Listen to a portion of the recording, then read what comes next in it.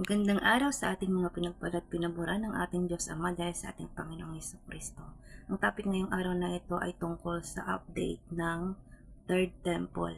At alam naman natin sa ating mga believers, pag sinabing Third Temple, ibig sabihin nun malapit na ang rapture.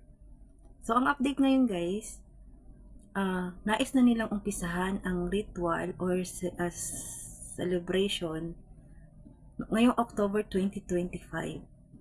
So, ang ginagawa ngayon, inaanyayahan na lahat ng mga Israelites na nasa iba't ibang bansa ay nais nang papuntahin sa Israel para sa celebration o ritual Passover ngayong October 2025 para sa Third Temple.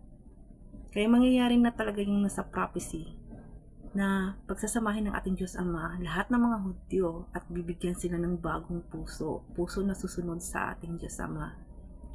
At yun na nga, gagawin daw ito sa katabi ng Dome of the Rock in front of Al-Aqsa Mosque. Doon igaganapin yung ritual at ready na lahat. Ready na lahat yung mga 5 heifers, tsaka lahat ng kailangan. Okay na.